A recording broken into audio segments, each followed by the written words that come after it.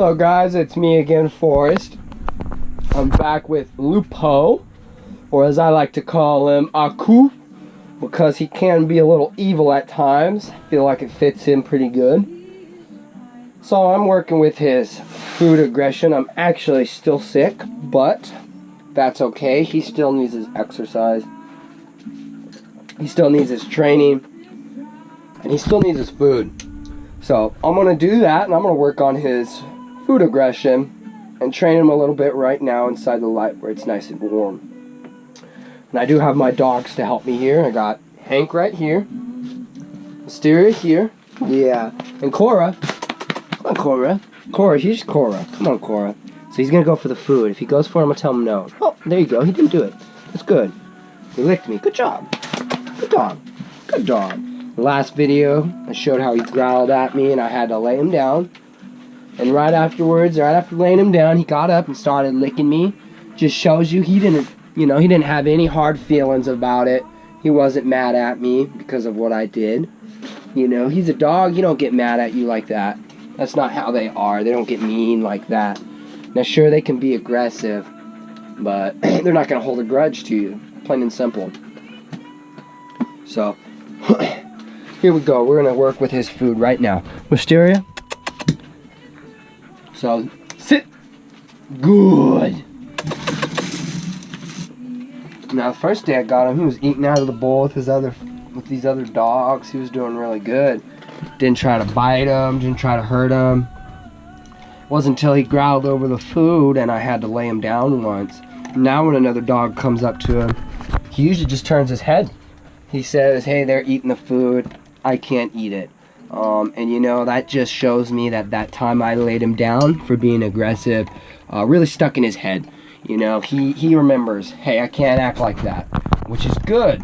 Now, key is to keep it up. You want to make sure he remembers that you can't do that. No, never, ever. You know, if you're not consistent, you let it get away with growling here and there, you know, you're not going to fix him. You're not going to really teach him. So we're going to make sure we're consistent with him. Make sure that he understands that this food, if another dog comes near him, you know, he don't need to bite him. He don't need to get aggressive. You know, they all got their own food. They eat their own food. They do really good. So, you know, he's actually going to learn off of them. You know, my dogs will show him how to behave. So, I'm going to stop her now. Enough, Wisteria. Sit. Good. This is a white German Shepherd, by the way. Very sweet girl. Had her since she was very young, and she does very good. I have her and him trained to be service dogs. Go into stores, sit down with you, be really nice. You know, so it's very, very enjoyable to have them with you when you have to go into town. And they help a lot when it comes to training other dogs. So I use them all the time. Enough Wisteria.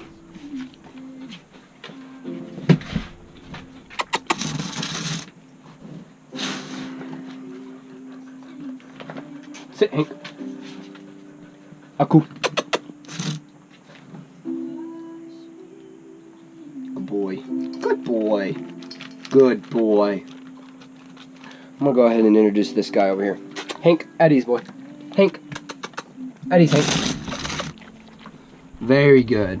No aggression. Didn't show any aggression at all. See, he lifts his head. He's walking away now. So this is very, very good. This is a boy he's going up against. Neither of them are neutered. So that's just a way to show you that it don't matter, you know, if they're fixed or not. All that matters is if you're dominant. You know, you show your dominance. You let them know, hey, you're the pack leader. You can't behave like that. Then they're going to figure it out. Problem is when you don't fix the dog, you know, you don't take their balls off. They got all that extra testosterone. This guy right here is going to want to run way more than he would if we just clipped him. So, you know, if you're not going to breed, you're not going to do that, just get your dog fixed, you guys. You know, you have no reason to leave him with those testicles and let him be all frustrated. Because this guy right here, he's just frustrated. You know, he hasn't been able to mate. And honestly, I feel like that's mostly what he wants to do. I've been running him a lot, so of course he's hungry. But, good boy, Hank. but he hasn't been bred. So he's got lots of pent-up frustration that's just been building up these past 3 years. And then that releases on other dogs, and it becomes known as dog aggression. When in reality, it's frustration. You know, he's frustrated because he hasn't been able to mate. He hasn't been able to do what his body's telling him to do. So we're going to either get him fixed or we're going to mate him, plain and simple. We're not going to leave him like that because I don't like that. I don't appreciate people that do that. You know, if you feel like that's okay, hey, that's up to you.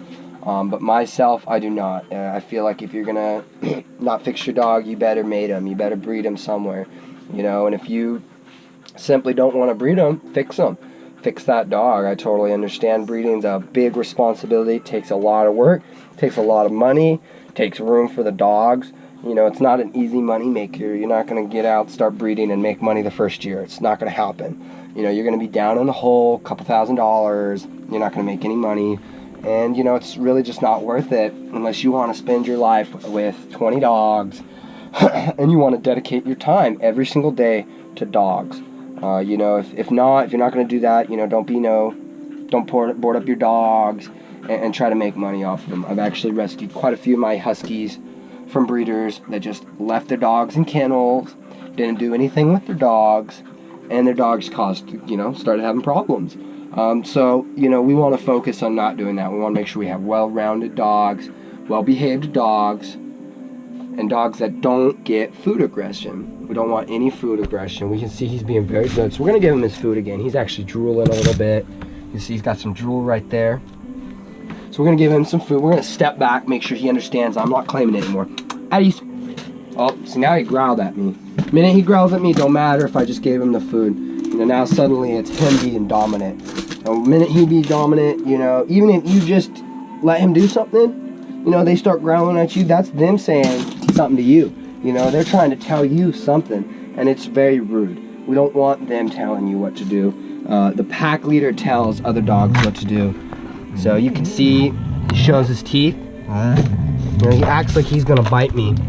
I'm actually biting him right now with my hand, and I'm not pressing hard. I don't have to because, well, quite frankly, he's tired.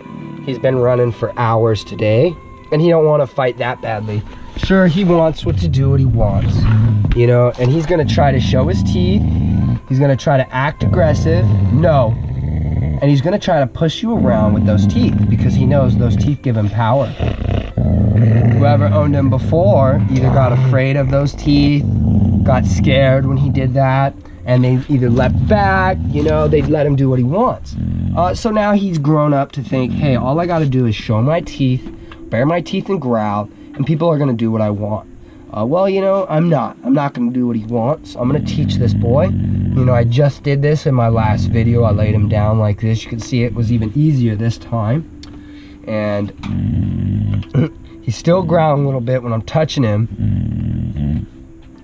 But he's gonna learn, you know, I'm not hurting him. This is what I'm doing. I'm doing this. I'm actually massaging. This is what mothers will do to puppies at a very young age. They massage with their mouth. They take their mouths and they go like that and they massage and they comfort the dog. You know, see, now he's not growl. Oh, there he goes. He did growl. Well, we're not done yet, but that's okay. You know, that's the thing. I got lots of patience, you guys.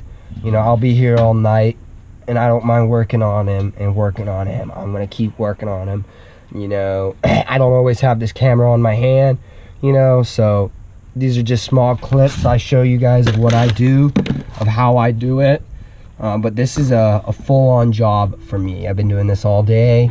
You know, I had him on the treadmill today. Stop. I ran him with my horse today. You know, I've been working with him all day, and I'm not done yet. You know, it's coming up to 7 o'clock. It's dark, and I'm inside and I'm working with him still. I've probably put a good 6 hours in my day just on this dog, and I'm not done. You know, this is how it is when it comes to rescuing. This is a dog I rescued. He had problems, and I'm dealing with them. I'm dealing with those problems, you know. And so these are just some ways to show you can do it. You know, if you want to rescue a dog, you know, more power to you. I'm happy that you're willing to do that. And if you need any tips, I'm here for you guys. I rescue dogs all the time. I do this constantly. This isn't my first dog I've fixed. This isn't my first dog I've dealt with. And he's not going to be my last, you guys. So if you guys have any questions, concerns, feel free to leave it in the comment below. And I'll get back to you as soon as I can. You can see this guy's doing better now. I'm touching him. He's not growling. So I think I'm going to leave it at that because I want him to end on a good note. That's one of my biggest pet peeves. End on a good note, you guys. If you're training with your dog, he frustrates you, you know, he's doing something wrong, you know, don't just quit on him. Don't quit on him. Calm down a little bit. Breathe. You know, do some breathing exercise. Wait until your dog calms down too, and then quit. You know, make sure you end on a good note for you and your dog. So that way when you come back to the training next time, he's in that same state of mind. He's like, hey, we ended on a good note last time. Let's start on a good note this time. So that's one of my tips for whenever you have any kind of dog that's doing any aggression, anything you don't like. Remember, end on a good note, you guys. That's one key component. End on a good note. Don't give up on your dog. Don't give up on them because they'll never give up on you. They love you more than you know. You know, this guy I've only had 3 days, and I know he loves me, and I love him. So we're gonna work on him, and we're gonna get this dude 100%. Soon he's gonna be pulling a sled. He's gonna be pulling me around in the snow. Plain and simple. He's gonna have a lot of fun. I know it. So I'll talk to you guys soon. You guys have a great one.